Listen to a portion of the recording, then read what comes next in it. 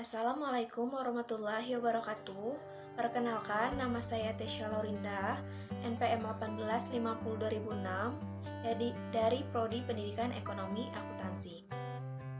Di sini saya akan menjelaskan tentang etika ilmuwan dalam karya ilmiah. Secara etimologi, etika berasal dari kata Yunani, yakni ethos yang berarti watak kesusilaan atau adat. Secara terminologi, etika adalah cabang filsafat yang membicarakan tingkah laku atau perbuatan manusia dalam hubungannya dengan baik maupun buruk. Pengertian lainnya, etika adalah ilmu yang membahas perbuatan baik dalam perbuatan manusia sejauh mana yang dapat dipahami oleh pikiran manusia. Dalam bahasa Indonesia, kedua-duanya diterjemahkan dengan kesusilaan. Etika disebut pula akhlak atau disebut pula moral. Menurut Busseri 2014, tujuan etika adalah menilai perilaku manusiawi berstandar moral dan memberikan ketepatan nasihat tentang bagaimana bertindak bermoral pada situasi tertentu. Etika dan ilmu bukan lagi merupakan sarana yang membantu manusia mencapai tujuan hidupnya, tetapi menciptakan tujuan ilmu itu sendiri. Adanya dualisme dari ilmuwan terhadap akses ilmu dan teknologi. Yang pertama, ilmu harus bersifat netral terhadap nilai-nilai baik, ontologis maupun aksiologi.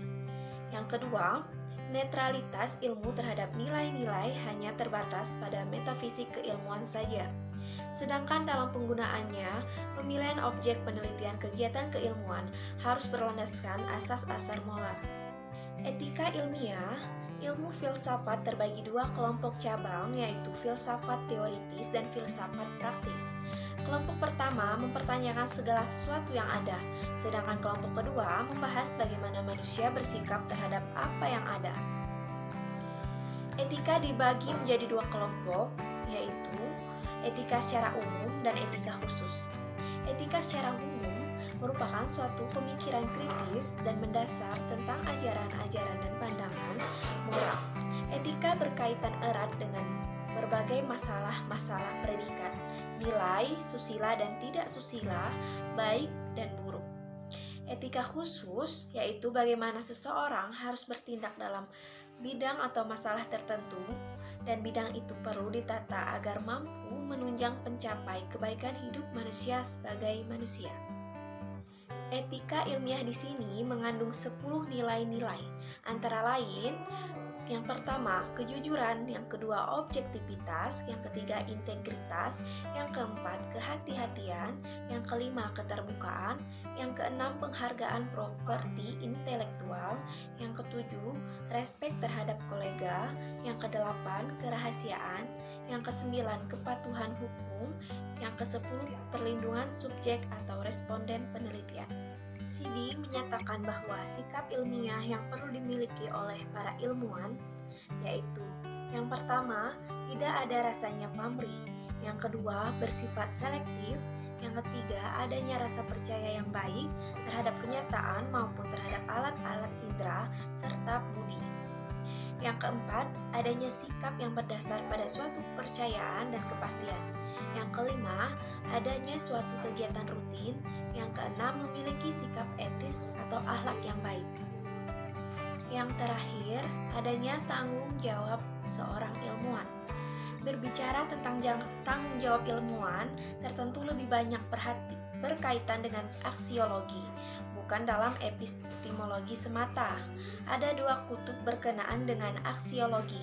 Yang pertama, berpandangan bahwa seorang ilmuwan harus netral, tidak ikut bertanggung jawab. Ia hanya dituntut dalam epistemologi, tetapi dari segi aksiologi berlepas diri.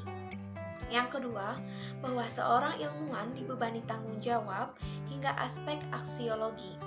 Tanggung jawab seorang ilmuwan ini menyangkut tanggung jawab moral, segi profesional yang mencakup asas kebenaran, kejujuran tanpa kepentingan langsung, menyadarkan kepada kekuatan argumentasi, rasional, objektif, kritis, terbuka, pragmatis, dan netral.